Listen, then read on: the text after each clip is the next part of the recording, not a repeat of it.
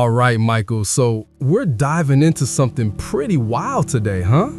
Like, when you first heard about Elon Musk and Ibrahim Traoré, the leader in Burkina Faso, supposedly agreeing on something so strongly the West is, actually kind of trembling, what even popped into your head? Because on the surface, they're like total opposites. Oh, absolutely, David. Totally wild. But also, so incredibly fascinating, right? At first, I was like, wait, what? You've got this South African-born billionaire in California building rockets and electric cars, literally reshaping technology. And then there's Captain Ibrahim Traoré, a 34-year-old soldier, rifle in hand, marching with his people, declaring war on the chains of colonialism. It's a paradox, no doubt.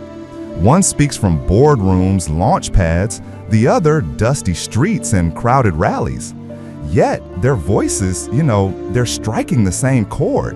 And that right there exposes a truth that the West would really rather bury. Yeah, it's wild, because it makes you wonder what that truth even is then, if it's got these two completely different figures on the same page.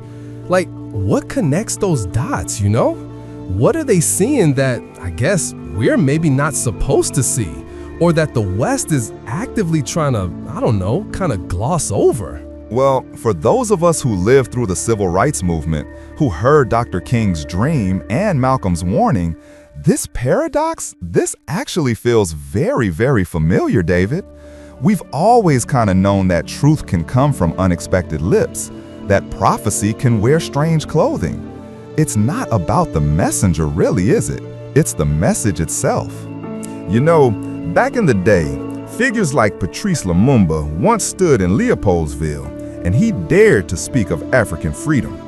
Then, later, Thomas Sankara declared that Africa must no longer beg for bread, that it needs bread baked with its own wheat. And now, decades later, that echo returns, this time from a billionaire and a revolutionary soldier. It's like history's repeating itself, but with new characters, if you catch my drift. So what's that message exactly? What are they echoing from these historical figures? Is it about, breaking free from external control, or is it something even bigger than that? It's both, actually. Musk, in his own way, has kind of broken ranks with the polite fictions of the West. He's saying aloud what Wall Street whispers behind closed doors. Whoever controls energy, lithium, cobalt, uranium, they're the ones who will control the future. He points to Africa not as charity, but as the core of tomorrow's economy. And Traoré, with literally fire in his eyes, he reminds the world that Africa will no longer surrender its soil while its children starve. Their languages differ, but their message converges fundamentally. The empire depends on extraction, and the day of reckoning is absolutely near. Wow. So it's really about resource control then, and not just physical resources, but also you mentioned the digital future. Is that part of Musk's warning too? That if Western nations lose control over that, they risk collapse? Precisely. He's warned that Western nations risk collapse if they lose control over energy, rare minerals, and the digital future. It's an entire ecosystem of dependency. And that's where Traoré's message dovetails perfectly.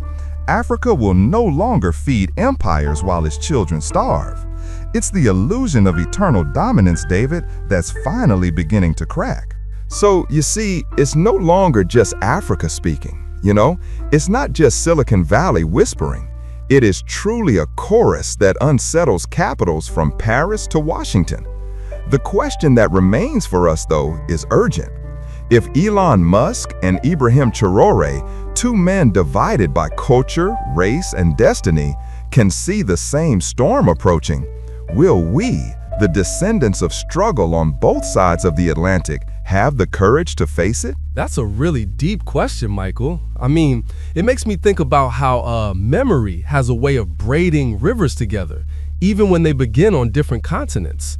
You're talking about the civil rights movement in America and the African independence struggles, right? Were those like two separate rivers that just happened to be flowing, or was there more of a connection? That's a brilliant way to put it, David. They were two rivers running parallel, absolutely, each carrying the cries of a people who refused to remain bound. One river flowed through Montgomery, Selma, Detroit, and Memphis. The other surged through Accra, Kinshasa, Ouagadougou, and Algiers. And though oceans separated them, the water spoke the same language: freedom, dignity, self-determination. They were interconnected, believe it or not. Wow. So it's like the fight for civil rights here was mirroring the fight for independence over there. What else did those historical figures, like King and Malcolm and Lumumba, what did they have to say about this particular idea of freedom beyond just, equality? Well, in the 60s, David, when we marched through the South, we sang "We Shall Overcome," right? And at that very same moment, Kwame Nkrumah in Ghana declared that the independence of his nation was meaningless unless all of Africa was free. And then in 1960, Patrice Lumumba in the Congo, he dared to confront Belgium's shadow, and he was, sadly, silenced by bullets. Just as Dr. King in 1968 was silenced by a rifle in Memphis. These were not accidents of history. They were patterns, deliberate erasures of voices that stood too close to truth. So you're saying that these leaders, they weren't just fighting for civil liberties. They were fighting for something bigger, something about economic control and true sovereignty, right?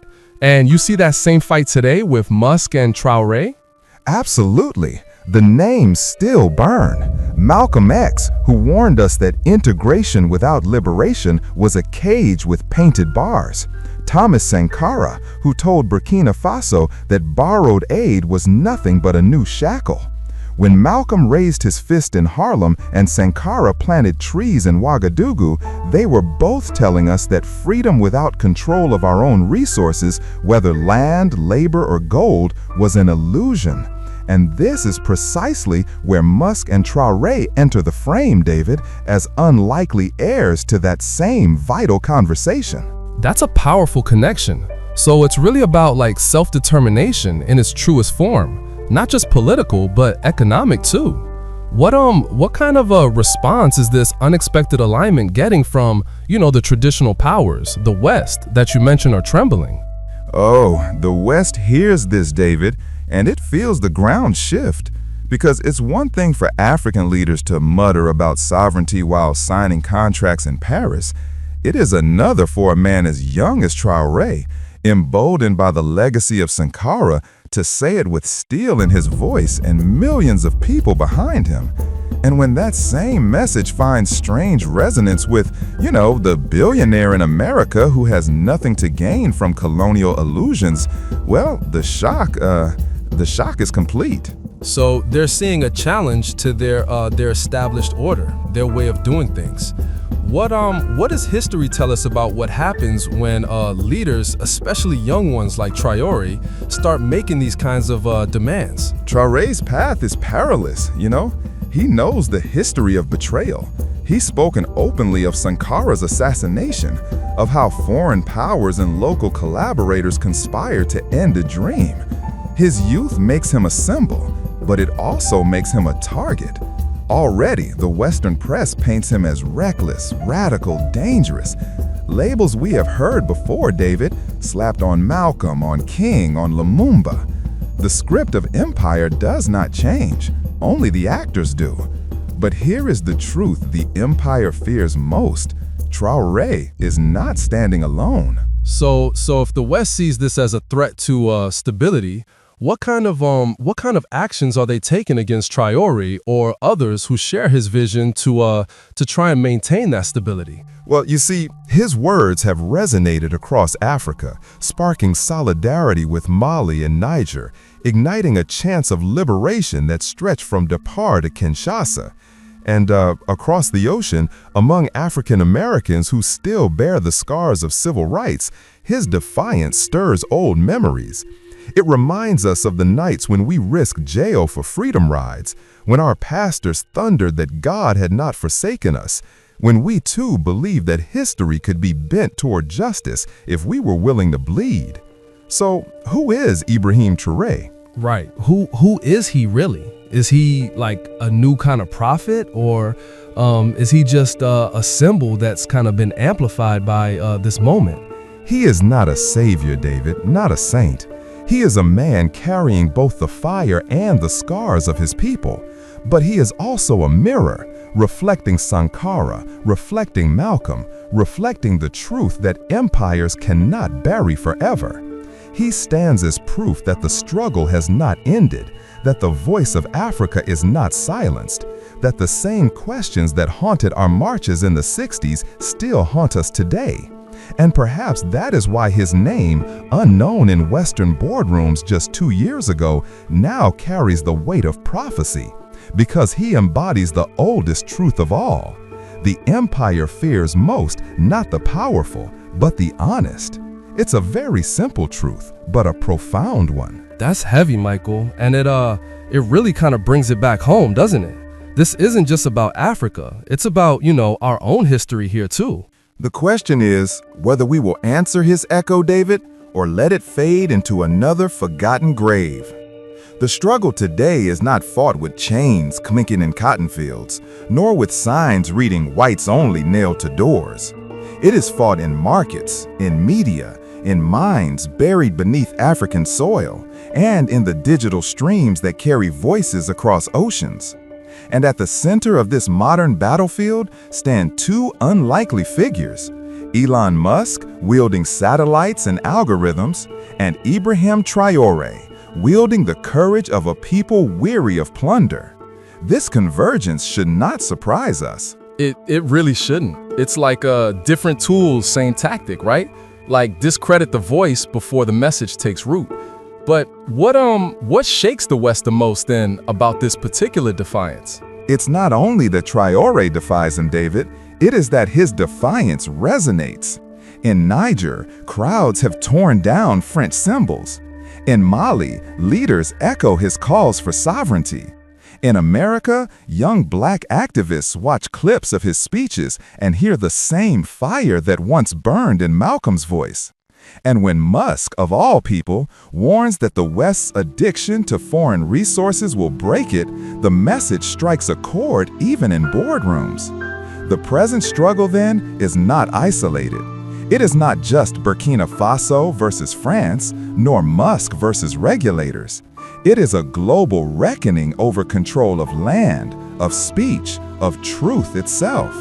And in this reckoning, silence is complicity. So silence is complicity. That's a very clear message. What does that mean for us then here in the West in terms of action? So we must ask ourselves, David, will we stand back and let history repeat, watching another Sankara fall, another voice erased? Or will we, across the Atlantic, remember that our freedom has always been bound to Africa's fate? Because the same empire that redlined our neighborhoods is the empire that drains Africa's soil. The same silence that let them kill Malcolm is the silence that buries Lumumba. The choice is before us. Hope has always been the ember we carried in our hands, even when the wind howled to extinguish it. From the slave ships to Selma, from Soweto to Ouagadougou, our people have held on to a stubborn flame that says tomorrow can be different. Yet history also teaches us the danger of silence, the peril of forgetting. For every spark of hope, there is also the shadow of betrayal, the threat that empires will strangle the new dawn before it breaks. So if we choose to rise, what does that actually look like then? Like practically, what should we be doing? 3 things, David, as clear as the gospel. First, we must pass the memory forward. Tell our children and grandchildren not only of King's dream, but of the blood that watered it. Tell them of Lumumba, of Sankara, of the voices silenced because they told the truth too soon. Without memory, hope is fragile. With memory, it is fireproof. Second, we must forge solidarity across the Atlantic. Understand that the fate of Harlem is tied to Ouagadougou, that the red lines on our housing maps and the red dust of Africa's mines are drawn by the same hands. Support movements for justice in Africa as we support movements here at home. Let no empire divide us into silence. Third, we must guard the fire of community. Speak when they tell us to hush. Organize when they tell us to wait. Remember that silence is not safety. It is surrender, and we have surrendered enough. The image I leave you with is simple. An elder's hand, wrinkled, scarred, reaching down to clasp the hand of a youth with eyes full of tomorrow. Between them a torch, between them a flag sewn back together, between them the future our martyrs dreamed. They tried to erase their names, but they forgot we write history not with ink, but with fire. The question remains, will we burn brightly enough to light the road ahead? And with that, thanks for joining us, and continue to like, subscribe, and share, and we'll see y'all later. To God be the glory. Indeed, David. May we all find the courage to carry that torch, remembering that the fire of truth, once lit, can never truly be extinguished. Let us guard it well, and let our actions be the answer to the questions history still poses. Powerful words, Michael. It's been an incredibly insightful discussion today, peeling back the layers of history to show us the path forward and the urgency of the present moment. Thank you for sharing your wisdom and perspective with us. My pleasure, David. The conversation must continue, and the work too. Absolutely. And to all our listeners, remember those 3 vital things Michael shared. Pass the memory forward, forge solidarity, and guard the fire of community. Your voice matters. Don't be silent.